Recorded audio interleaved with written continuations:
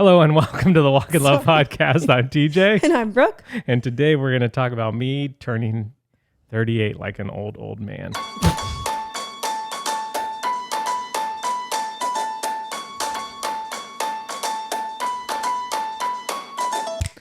Thank you for listening to the Walk in Love podcast, a weekly conversation between Brooke and I about parenting, marriage, rhythms, emotion, faith. It's a place where we laugh and sometimes cry as we try to find the language to live a joy-filled life. Yes. And if you like your listening to line up with your living, then you are in the right place. I just love that line. I don't remember it, so that's why I you have wait you for me say every it. time? I said, "Hey, Brooke, are you ready?" And she said, "Yes." And so I hit record, and then she just about asked a question. Can you ask it live, or is it? Well, it was, what are you saying we're going to talk about? And today we're going to talk about, and I was like, do you have an answer? But yeah. You nailed it. Thanks, babe. Nailed it. Nailed it. Some of my favorite, I don't watch the show Nailed It, but where the show concept comes from is some of my favorite things on the internet. Yeah. Where it's like The Pinterest. they tried content. so hard to make the cake that looks like a snowman or whatever. And then it has like murder vibes. I tried so hard to put one of our glass jars of coconut cashew milk back into the refrigerator and decided broke on the I way would in. drop it. I mean, the way back in. Well, yeah. You were putting it away and it broke. I assumed you were taking it out and it broke. No, my coffee was already made, thankfully. Oh, that's right. That makes sense. I thought it would be fun to just smash glass onto our tile floor where our children walk barefoot constantly. Yeah. And Brooke and I walk barefoot constantly. Spoiler alert, not as fun as you might think it is. Before you just left to go drop June at sports camp, Sunny was coming along for the ride. So she's putting her shoes on. Everybody else is already in the car. We bought sneakers this week. We bought sneakers. It's a big deal. So the shoe time has at least doubled because the girls now have socks and sneakers to put on. It's a big week for us. Huge week. Sunny's putting them on and I was like, it's okay. They're just in a little bit of a hurry. Let me help you. And I'm sliding it on. She's like, oh, I just really hope Dad doesn't crash. Thanks, Sunny. I was like, honey, I've known Dad over 15 years. And he's only ever been in the one tiny little accident. I guess it's technically an accident, but was more like a fender bender from the side. Yeah. You know, like, I think you're going to be okay. I'm like, you're all right. You're going to be fine. It's a rough week for me. Dropping stuff, forgetting stuff, crashing into cars. Just I laugh because zero it's stars. Zero stars for sure. So there's this great sports camp on Maui called Vertical Sports Maui. Hundreds of kids go. They teach all sorts of sports. They have coaches fly in that are like professionals and coach professionals. And so it's like kind of hard to get into, honestly. Like you have to be at church the week they start signups or else there's a chance you're going to miss it. So last year, June did cheerleading. We missed, I guess, the first week of church that it was happening. Yeah, this year. And so the next week I was like, oh, it's happening. You know, I text Brooke and cheerleading is full, but they added a hula class. And so June is doing hula this year, which is really fun. She won't show me any of it. She showed you some of it, right? She taught it to me. Yeah. So far. Until the, what is it called? Performance. There it is. Presentation. Tell the PowerPoint about hula. PowerPoint hula presentation on Friday at the special end of camp church service. Yeah. But leading up to camp, it says, hey, your kids must have sneakers. Yeah. Which I understand. Turns out the exception is hula, which is fine. It doesn't really matter. She needed sneakers anyway because she hasn't been riding the bike or doing... She's been riding her bike, but there are times where we need sneakers for activities. And I'm like, oh, we don't have any. And the only real reason we need sneakers is because the cement can get too hot. It's so hot. That's outside of that, the kids are almost always barefoot, which has sent me down the road of like how being barefoot is much better for your body and probably your soul. But that's neither here nor there. I won't get into that. It's a different rabbit hole. Yes. Yeah. But anyway, so Brooke's like, we got to go buy sneakers tomorrow morning. The day camp started. Yeah. So she left with the girls. They've got the sneakers. Huge deal. Super fun. They're excited. We get to camp to pick her up and friends are there. The first night. Yeah. And they're like, oh man, we had to run to run to the store last night to buy sneakers. We had to go buy sneakers at Target last night. I was like, we were there this morning. They closed out the store and we opened up the store. Because it's like, that's the only place to get real quick sneakers that you know they're going to fit. Yeah. But yeah, camp's been super fun. It's fun to watch her. Like, she was frustrated the first day. She said it was really hard. So sweet. But she's been going back, and we just told her you just have to try your hardest, and that's all you can do. That's all you can do. So we'll keep you posted. I'll probably post some clips of the hula performance. So cute. On Friday when it happens. So we have a sponsor today. Okay. Do you want to do the sponsor, or do you want I it? feel like you have more information about the one you've selected. The sponsor of the Walk and Love podcast in episode 174. I have no idea. Wow. I literally have no idea. 174. I think that's right? what it is, which Wow. is crazy. That is a lot of times of us sitting down. Yes. And saying, welcome to the Walk and Love podcast. Yep. The sponsor this week is the Best Is Yet to Come event weekend. Because the event is on Sunday, July 9th. We're basically just giving tickets away now if you want to come. Yeah. We want to bless as many marriages as possible. So in the show notes, you'll find links to like basically any sort of discount that you want on the tickets. We've made enough to pay our speakers, pay for the event space. So we're ready to just like bless your marriage, bless your friend's marriage, like ask a couple to come with you. Yeah. Like if you've already bought a ticket, but you have people you want to bring with you, use the free tickets for them. And if you've bought a ticket, know that you're a huge part in us being able to do this. Yeah, like totally. that. We're super grateful that we could break even on the event and now be able to bless people and let them come at a price that works for them and their budget and their space and all that kind of stuff. So all those details are in the show notes. That event is on July 9th. It's all day. I've been texting Jeremy and Josh and Brad about the like sort of layout of the day. Super, super excited. And a little bit nervous, to be honest, but mostly excited. Yeah. Only nervous because we've never done anything like this before. And like I always say, you're the worst at something. This is the worst we'll ever be at it. Which is... I love it so fun. Much. It's fun. We've had a lot of those experiences this year. So that's fun. So much. So the sponsor is both the event, but the weekend, because TBD, we are having a pop-up shop on Saturday morning. Yes. It will either be at my parents' house, Mom and Dad, if that's okay with you, and or at Supply, where we had our Christmas extravaganza live stream. So it's going to be one of those. That's our hope. That's our hope. It's at for Supply, like so it's inside, parking, things. tables, all this kind of stuff.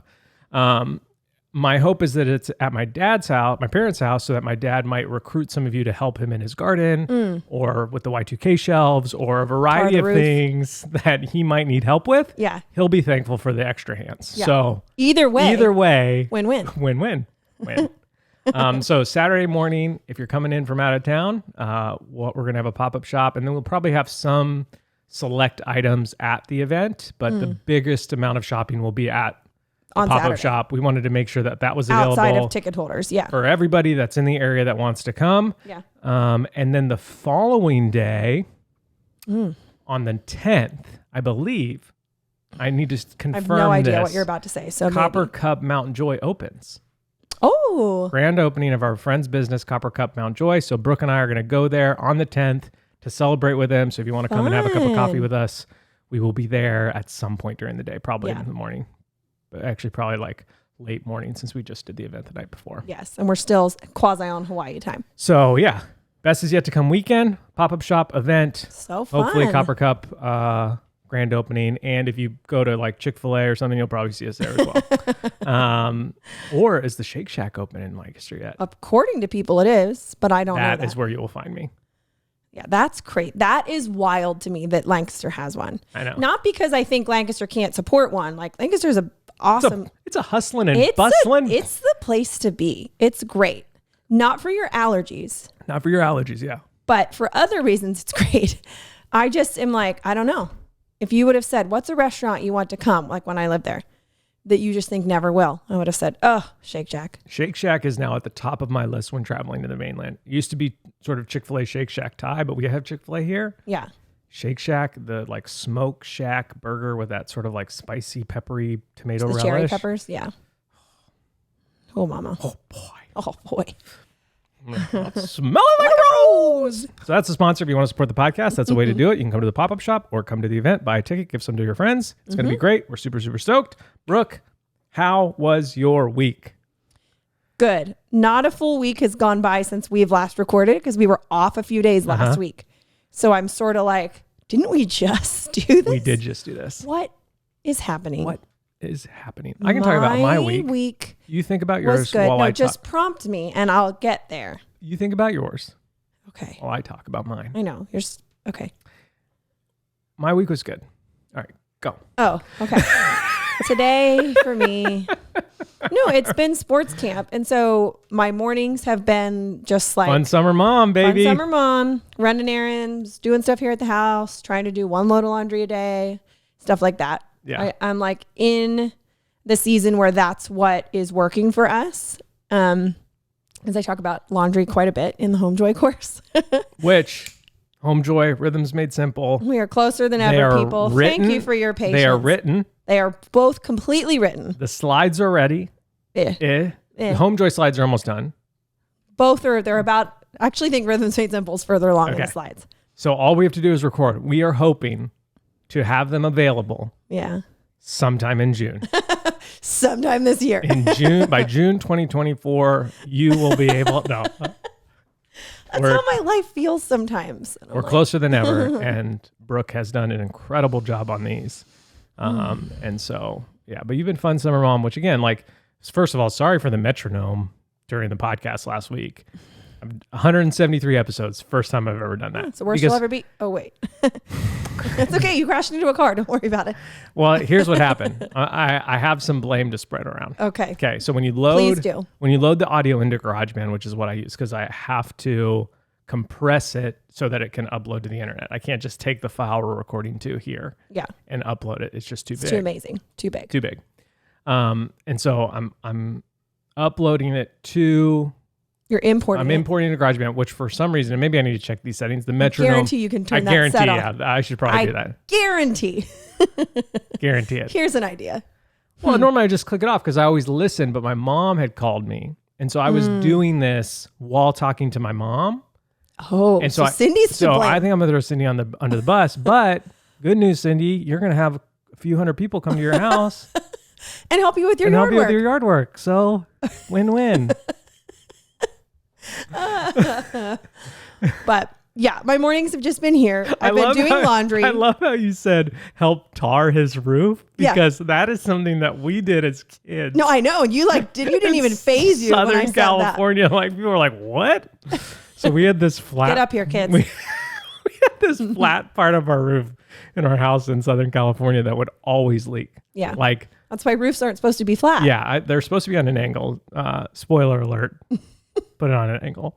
And so my dad was, my dad's a DIYer, but not like hey, I'm going to buy all the right tools and do this the right way. It's like, hey, I have an old PVC pipe and a bucket of goo. Let's mix those two together and slap it on the roof. That'll work. I can't hire anybody to do this because I'm a missionary. So kids, you're employed now. And so, But not for any money. No. No. You just get to live here. Yeah.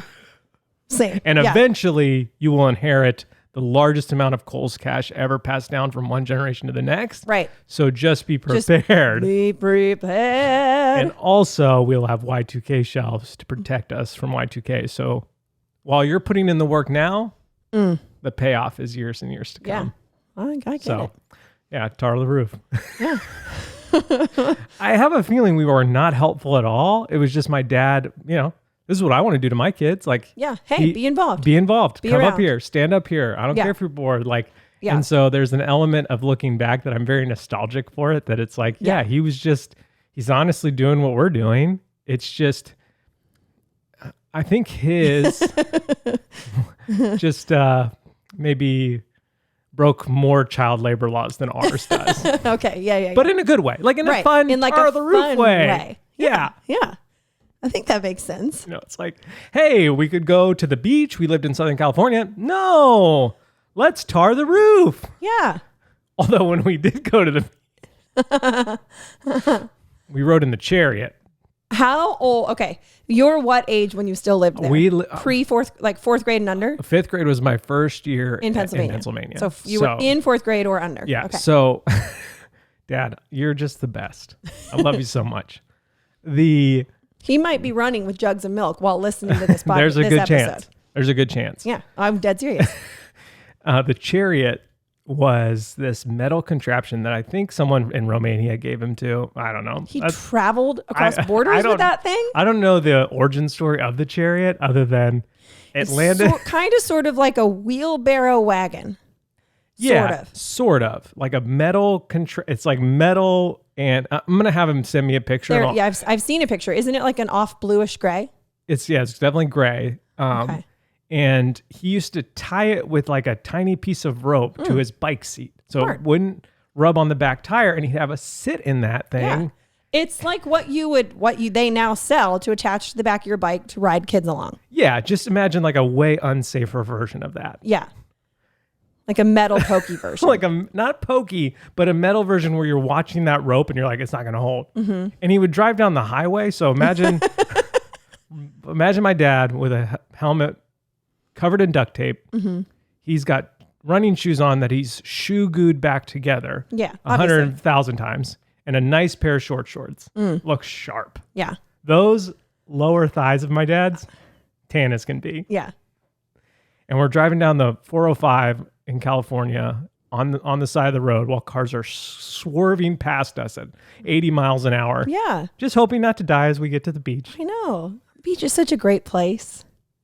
So relaxing and it's so calming. Peaceful. Just once you get past the murder ride. No, he never went on the highway, obviously. But I have very vivid memories of watching that string. And thinking, this is it. It's going to fall and we're just going to like skid, but it's metal. So it's probably going to shoot spark at us. And Dad's just going to ride off into the sunset. And then I also remember there were two uncovered wheels on the side. So like, that's some speed moving next to your little tiny fingers. Yeah. But for whatever reason, one of my parents' friends growing up, she had lost some of her fingers. Oh, it's like the Arrested guy. Arrested Development. And I'd asked her one time how she lost them. Mm-hmm. And she said, I got them stuck in a bike tire. And I think... Is that true? I don't know. To this day. I don't know. But can you imagine hearing that story? You're watching the string. You're seeing the tire. Yeah. I was in a perpetual state of fear riding to the beach. Oh, for sure. TJ, why don't you get in the water? I can't.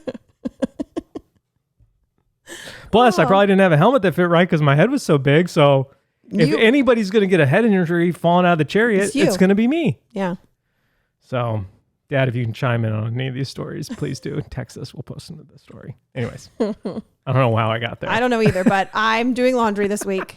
That's what I've been doing. That's not all I've been doing. I've just been doing other stuff. This is also we're like heading into, I don't know. Should I say this all the time? Is this just all of life? No, it's not. But it's a busy weekend with sports camp ending and the performance happening. And then Friday morning is TJ's birthday workout at the gym. So I'm backing up. So that's Friday morning. Then it's the last day of camp. Then it's the performance. Then I need to do the birthday corner. Then we wake up. It's TJ's birthday. We have normal Saturday Sabbath stuff, which is great. That's going to be awesome. Mixed in with birthday stuff. And then Sunday is Father's Day, but also hula performance at church. And also we're going to the Bethke's. It's like all great, wonderful things. Yeah. It's just like, we're not a very like, typically we're not a like go out of the house. We talked about that last week. We spent a lot of time at home. Yeah. And so I'm like, this is a lot of like coming and going for us, which feels silly, but I feel it. I feel the difference. I think you also feel it because we're about to head to the mainland 100%. For 2 weeks. We're about to leave and I'm like, Yeah. It'll be great. It will be great. So today. That was my week. Yeah. And here we are, Thursday. Here we are. Well, Thursday for us. Probably Monday for you. Yo, who's doing it? God's doing it. Yeah. Okay. So this week. So when did I go up? Monday? I don't know. Where? Go to Jeff's house for his birthday. Monday? I got a text. Yeah, I think it was Monday. Yeah, okay. Sure. I got a text on Monday. Yeah, because we had done shave ice. Yes.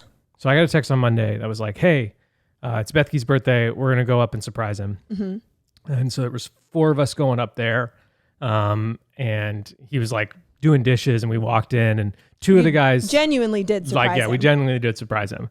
Two of the guys run Chiave Outdoor, which is like basically like a 5-star restaurant, but you can have it in the field.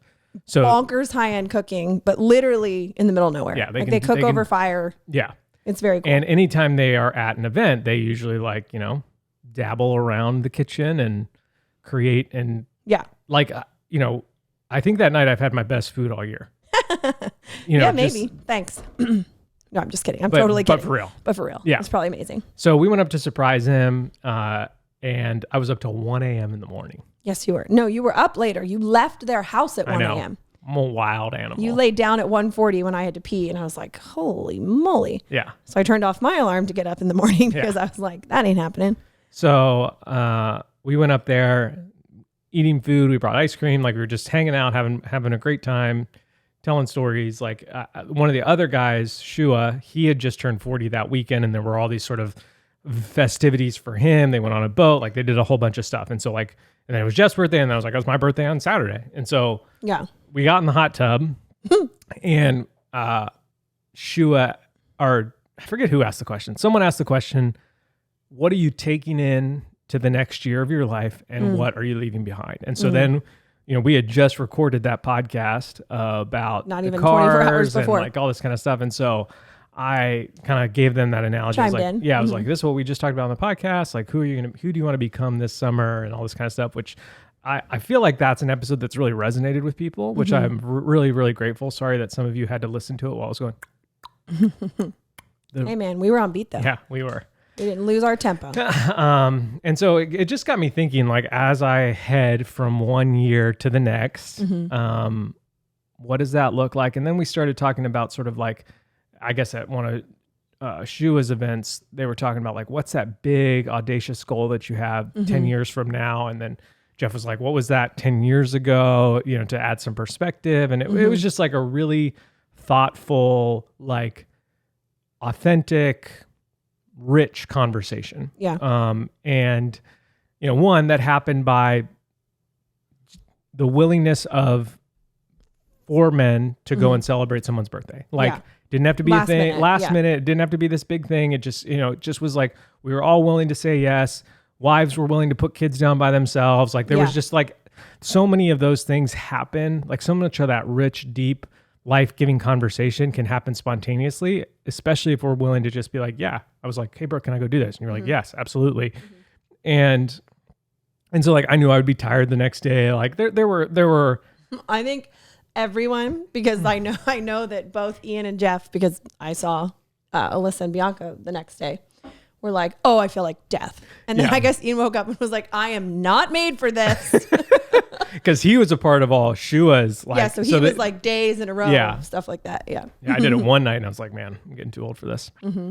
And so just like an encouragement to all of you out there that like, if you have someone that you want to celebrate in your life, just do it. Like, don't overthink it. Yeah.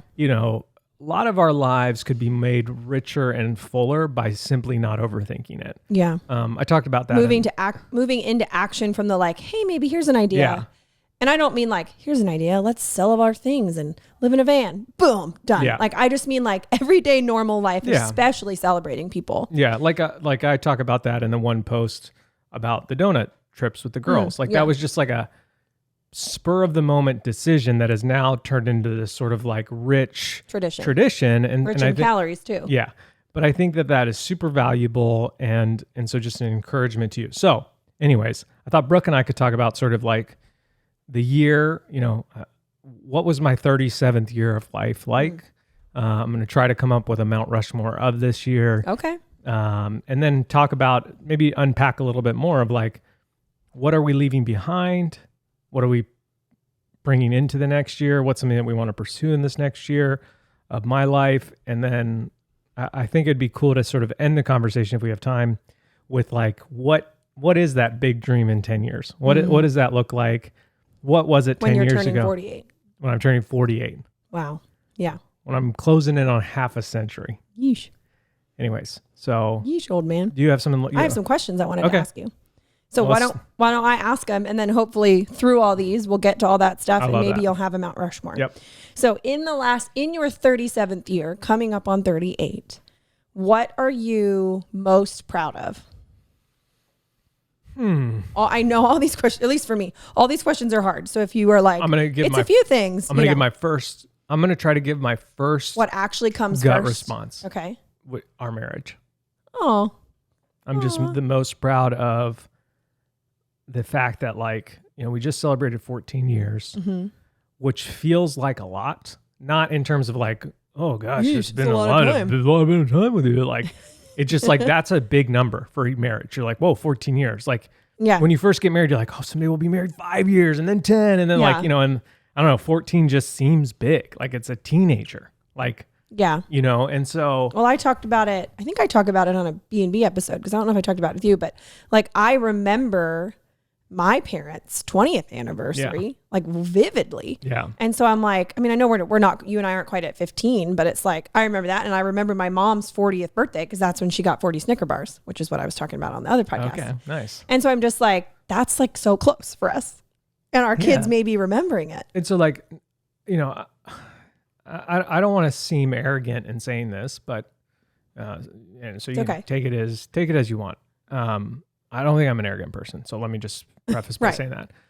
My parents have always sort of commented on our marriage of like, you guys just make it look easy. They've said that many times. We don't argue a lot. We don't fight a lot. We genuinely agree with each other on most things. And we have similar hobbies, and Brooke's laid back, and I feel like I'm pretty laid back. And so marriage hasn't been this sort of like grinded out challenge for us. Right. Other than the fact that we've had higher stress levels because our marriage is intertwined with our way of life. Like marriage, business, that sort of area is somewhere where we live pretty consistently. And so there are a whole plethora of challenges that come with this. Yeah. And so what I felt like the last year has really been like if I look back on the previous 13 years, I would say that was probably the area of most common stress related issues in our marriage, was like the work,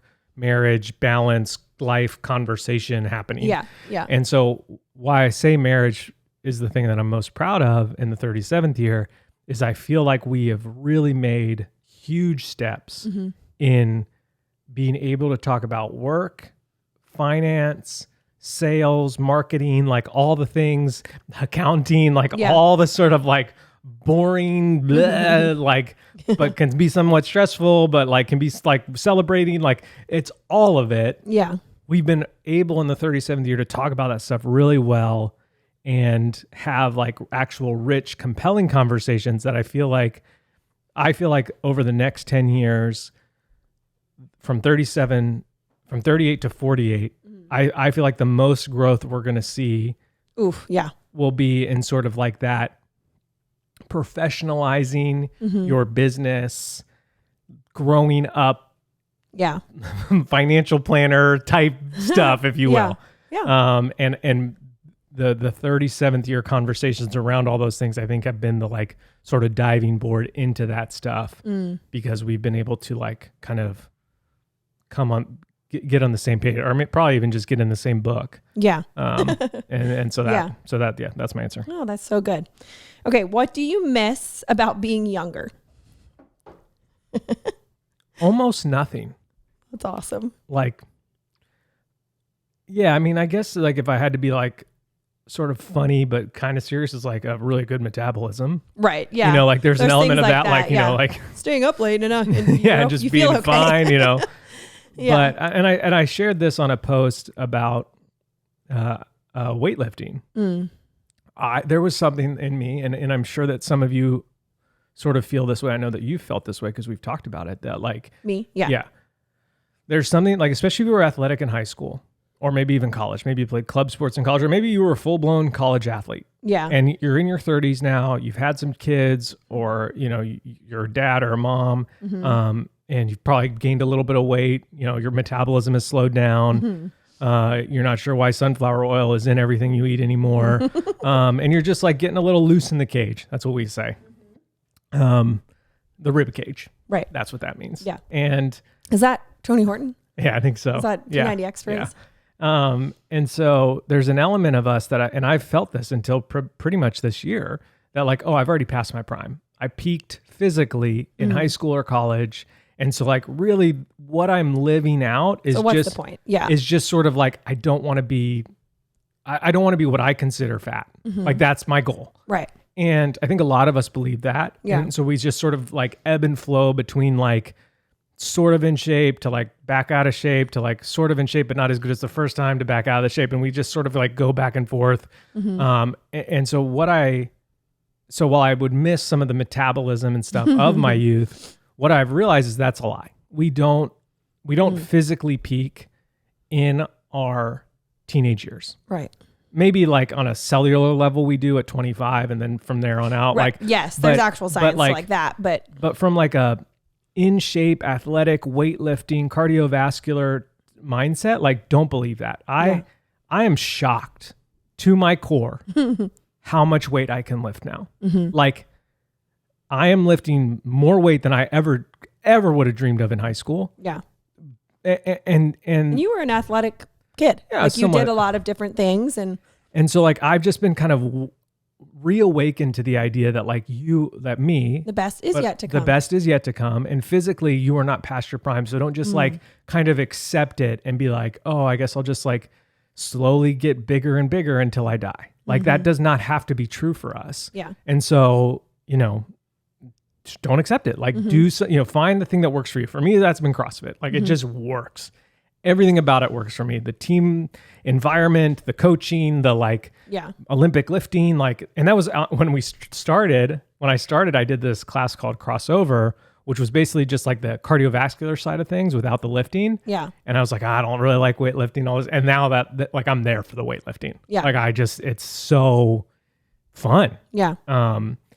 And so, so that's one thing I would miss, but I've also learned in this 37th year that like, that's it's actually not gone. Yeah, it's not gone. I haven't peaked physically, and my body can continue to do hard things as long as I push it to do hard things. And those hard things are worth it because the results make all of life easier. I don't lift a lot of weight just so I can say, hey, I lift a lot of weight. I lift a lot of weight so I can play with June, Sunny, and Daisy, and so that I can keep playing with them as they grow up, and that hopefully I can play with their kids. And I'm not just the grandpa that's like walks with them. Right. Like I want to be able to play, and so yeah. So if that's what you miss about being younger, what excites you about being older? Being a grandpa. Yeah. Like a life well lived as a grandpa who has a good relationship with his daughters and his sons and his grandkids. And I've never lived with that perspective until like the last 3 or 4 years. Yeah. And so that absolutely thrills me. I love that. End of answer. End of answer. End of teary-eyed answer. Yeah. What is your favorite, and you can have a few, this might be your Mount Rushmore, memory of the last year? You getting your voice back is 100,000 million % at the top of my list, maybe for my whole life. Like outside of like knowing Jesus, having 3 girls, it's seeing heaven come to earth that way. Because it's something that like I had prayed for consistently. I like to believe that I'm a good Christian, but there are times where I don't pray for things like I want to. Yeah. But that is the one thing that I consistently prayed for. Cause I remember years of just laying next to you in bed, just being like, Lord, just heal this voice, make it whole again. And for, I don't know, 7, 8, 10, 9, I don't know how many years it wasn't.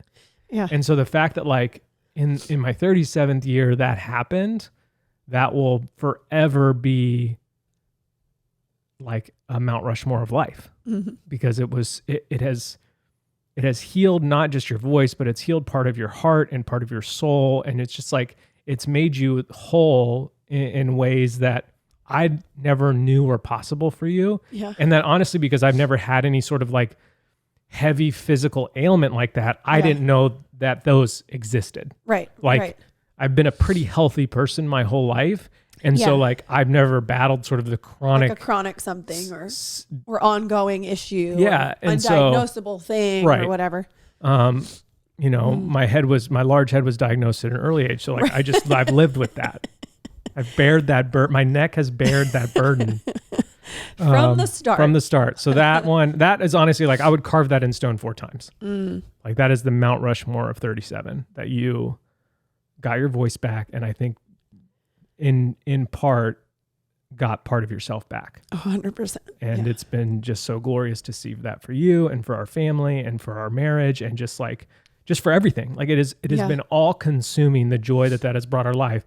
And there are times when I realize maybe that's why we moved to Maui. Like this random doctor, so random, with sort of seemingly terrible bedside manner, ended up just knowing what to do and did it really well. And the Lord directed his hands and there were, you know, and it's been glorious. So that would be in it.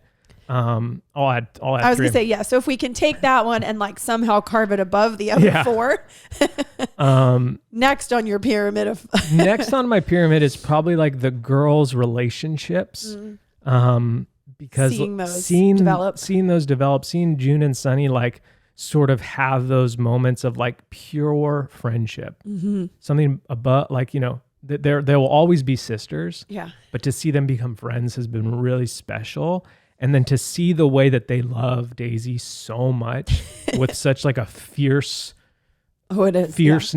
and just such like a joyful like exuberance, like they just adore her. And then for her, like, and then vice versa, like she just adores them. She just wants to be involved. She wants to be a part of it. Yeah. So like your voice, as she edges closer to 2, she's actually able to play with them a little more and like understand more. And I really see that in her relationship with Sunny.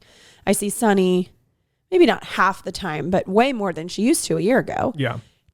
Instead of turning to June constantly as the friend, she's turning down towards Daisy a lot. And it's just like, it's so sweet to see that happen. So that 4th thing would be, I probably Daisy, like just her coming into that sort of like toddler. So precious. Like, you know, she's sort of saying words. I mean, she's saying a lot of words, but like, you know, they're starting to be pieced together.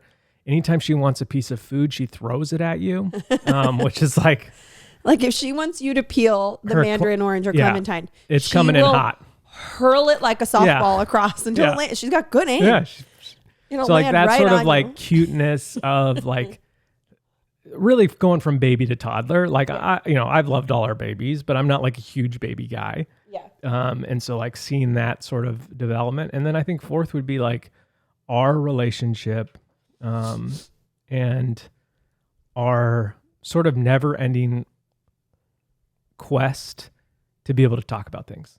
Like if you can have that in your marriage, if you can have that never ending desire to like, let's talk about this. Let's figure out how to talk about this. Yeah. Let's dive deeper into this. Let's, you know, develop this language more and more and more. If that can be like a pillar of your marriage, it'll be the best thing ever. Yeah. And so that would probably be the 4th. Those are so good. So coming off of all those questions, and then jumping back into the car analogy, metaphor, I still don't know. We're 174 episodes in. I'm still not totally sure which one I'm supposed to use. Jumping back into the metronome of the cars. Do you feel like there is, like, for the sake of this question, I need you to choose one car you are driving and one car you're leaving behind? I would love. I know that there's probably many, but like. I would love. Well, so I've been thinking about this analogy since we said it. And I think what we were really doing is you're attaching chariots and campers and all sorts of things to your car. And so I think as we go from one year to the next or one season to the next, I think the better language is what baggage am I carrying in the car that I can let go of? Like, and it can be like, you know, like when I picture it, babe, this will be an interesting conversation. When I pictured it, sort of this like cartoony looking, like Beverly Hillbillies type vehicle with just like all this stuff on it and campers and like, you know, it's dragging skateboards with stuff tied to it. And, you know, there's bags on top of bags. And so I would picture something similar in terms of what we're of what you're trying to say. And so like you're still driving the same car because it's your life, but yes, what we're talking about the cars of life and not the cars of specific tasks or projects or whatever. Yes. And so I would love going into 38 to leave behind the car, the baggage, or the trailer of stress, not stress, like consuming worry. Because and when we were talking about this in the hot tub, we basically were realizing that like the car that you're leaving behind is sort of the flip of the car that you're driving forward. And so like for me, the flip of that is like, I would love to be someone driving forward that just like fully trusts God, that like, no matter how bad I think things are, or no matter how many scenarios I play out in my head that ends up our family living under a bridge, like that my trust in God is so great because he's so great that attachment is like this sort of small string attached to the chariot that could come loose at any moment. Yeah. And I want that to happen. And so, we had this long conversation last night about how like, there are times where like, it's why I think I crashed into that car. It's why I think I dropped the milk jug. I've just been distracted by worry. Yeah. And worry has been an all-consuming thing the last few months of my life that it's like, it's taking me out. It's putting me on the sideline. And so going forward, I would love to be a man who worries less and trusts more. Yeah. And so that's where that's like the chair's way behind. Yeah. That's what it is. I love that. And then like, and I think that like when we answered the question in the hot tub, like I was sort of like, well, I want to be like someone who's more active. And I think that is a result of like activate is a result of trust.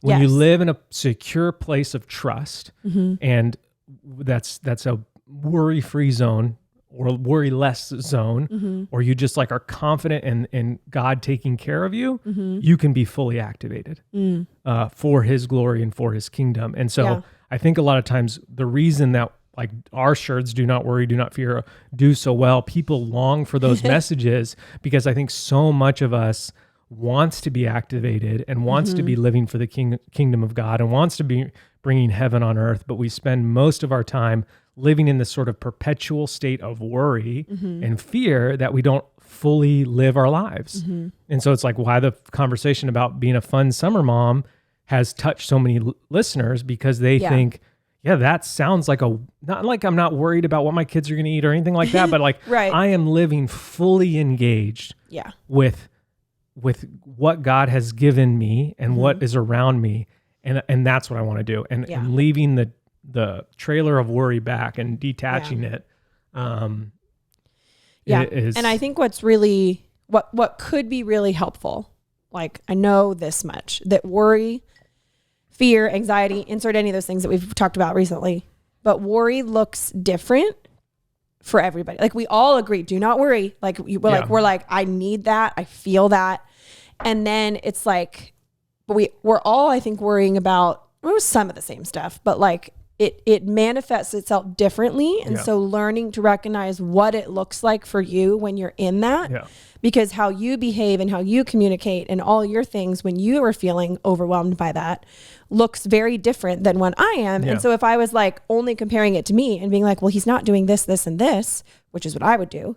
Right. Like it's easy to either not notice it or not know how to climb out of it or things like that. And so like for me, it's thinking of a possibility to the worst solution. Like that is how I worry. Yeah.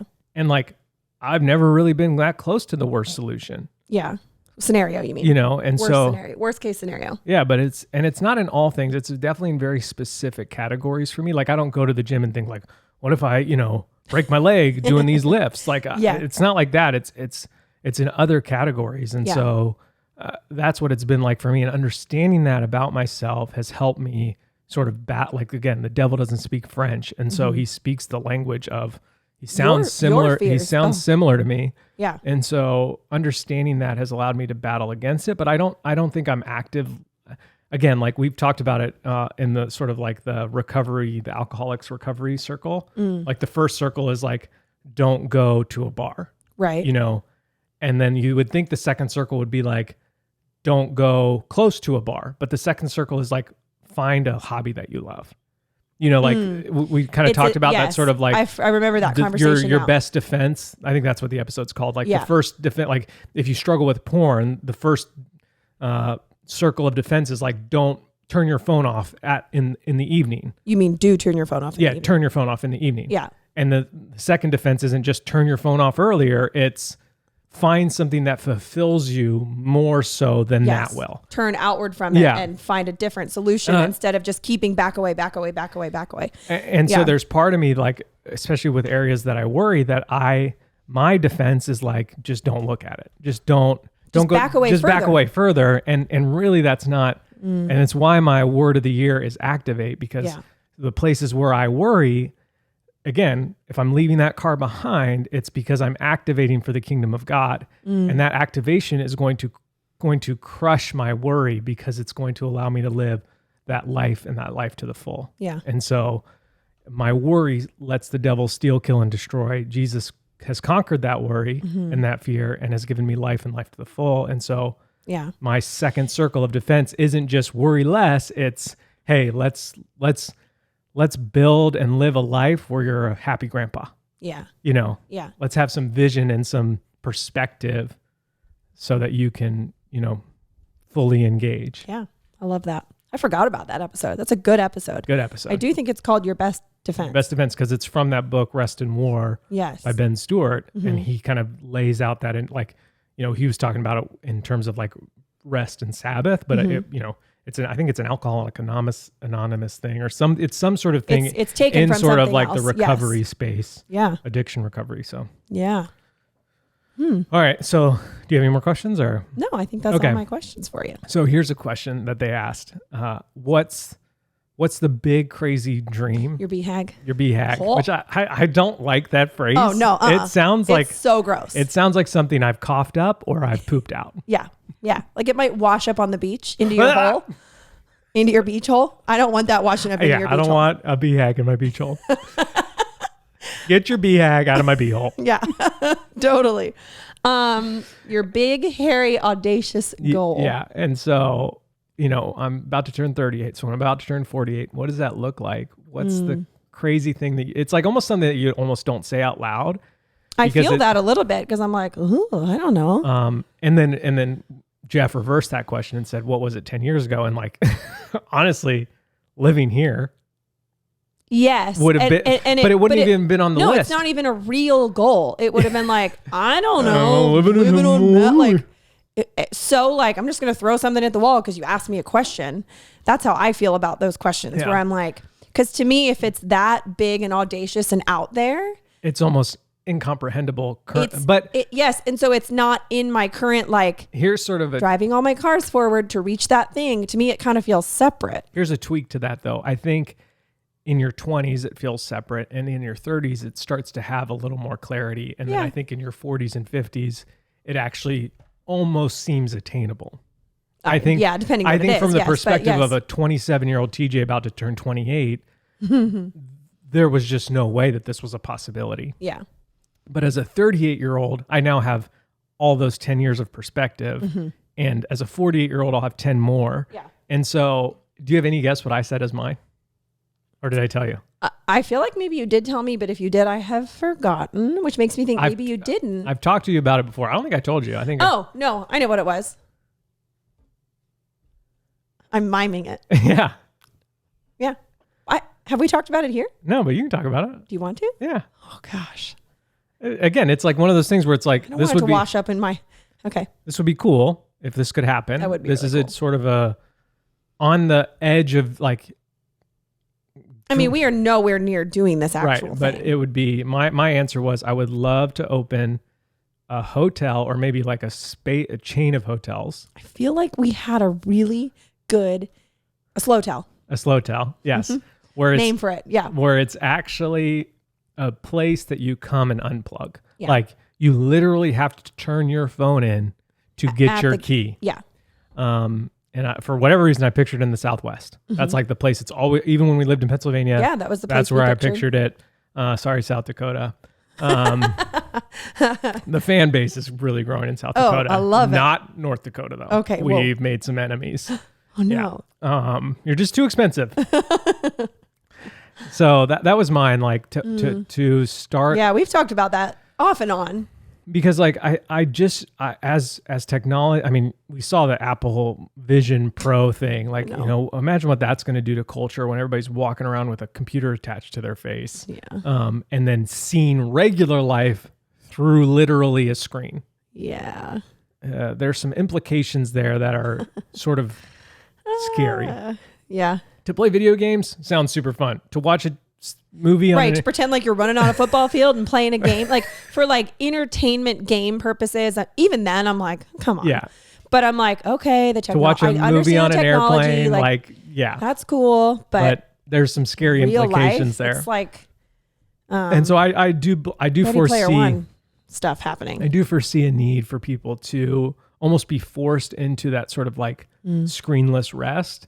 And so to provide that for people and not... I love it. I'm going to have a giant game closet. And not... Board game closet. And not a way that's like detox boot camp, but in a way that's like, you know, like, hey, come here with I'm doing this like, on purpose. Bring your family for a vacation where like your teenagers aren't on their phone. Yeah. And they might not be pleased. But 20 years from now, they'll look back and say that was a core memory for us. This is why I tarred the roof. Yeah. And this is why this is my tar the roof moment. Yeah. We all have one. We all have one. Thank you, Dad and Mom. And so yeah, that was like my big one of just like that would be really cool. And it's sort of like honestly like this is a silly statement I'm about to say because I recognize it's very like Shark Tank math. Oh, it's as easy as this, you know. But so if there's any huge multimillionaires in the audience that are ready to invest in this idea, there's part of me that's like, I would run after that so hard if we had the money. Yeah. But like, that's what we don't have. And that's where like 38 to 48, hopefully we will. And so like, once I start putting that math together, I'm like, it's not actually that big and crazy. And that's where I just said, like, it doesn't actually feel that crazy if the money wasn't the crazy part. And I'll even add another caveat to this. Like we're sort of already chasing it now with the moms on Maui and some of the butt clenchers, coming to stay that like, and just like having family, like I'm not going to take your phone from you. Don't worry. No, we're not going to take your phone from you. But like by default on Maui, you're just on your phone less. You just period. Like when you're enjoying it as a tourist, like you're in the water, you're jumping off waterfalls, you're sitting outside. Like there's just elements of that. You're asleep from doing all those things. It does it naturally. And so like there's part of me that like as I started talking about it with them, I was like, I'm starting to see sort of like the early. Because it's what we're drawn to. Yeah. And so we're drawn to these things that I think eventually can become the BHAG. I remember the first time I ever heard a sermon on that. And I was like, ew. I was in college. It's like, should I be here? Yeah. This seems wildly inappropriate. In a Southern Baptist school. Shama's loose cannon speaker on Instagram. So good. Will you link those? Yes. If you've he never just posted seen one. The Instagram guy, who he's funny in so many ways. But his loose cannon is he has his a character called guest speaker loose cannon, which is when like someone would come to your church and be the guest speaker on a Sunday morning, and how you're just like, who invited this person? Where are they going? Did they seriously just say that? And it's so funny. I could watch just that series like over and over. And just laugh. So we'll link that in the show notes. Yeah, his Instagram is Shama, SHAMA, 4 Reels, REALZ. Shama for Reels. When God is proud of you. Gang, gang, gang. How about God, God, God? I have 3 kids, so that means I've had sex at least thrice. I'm in the Lord's army. Don't be real, be rare. Get off Tinder. It is splendor. Oh, and they're filmed so well at whatever church they use over and over. Oh man. But it's good. It's good. So there it is. I love it. 37 to 38. Here we come. Wow. God is doing a new thing. Oh, who's doing it? Can that just forever be in the show notes? God is doing a new thing. It's like link to our website, link to buy tickets, link to YouTube video. God is doing a new thing. So as I head into 38, I think this is sort of the calling card. I love it. Spirit, Activate. Activate. Activate. All right, let's go.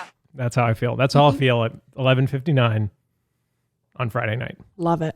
And I'll wake you up at 12 I'm sure. and sing There's a this. chance you'll already be awake, you party animal. Yeah, I know. Stay up till 1:30. I was shocked. I was shocked too. Because you came in and laid down, which woke me up, of course, not because of you, but because of who I am. And I was like, oh, guess I'll pee now. And so then I thought on my way back, I'm going to check the time because I have no idea how long I've been asleep. And when I tapped my phone and it said 1:40, I was like, what? It was a cool, like, special night. Like, I just for all of us. Even, That's awesome. you know. But yeah. So thank you for listening. Thank you for making us a part of your week. Hopefully everything we talked about is in the show notes that you can find. We'll see you next week. Okay, I love you. Bye.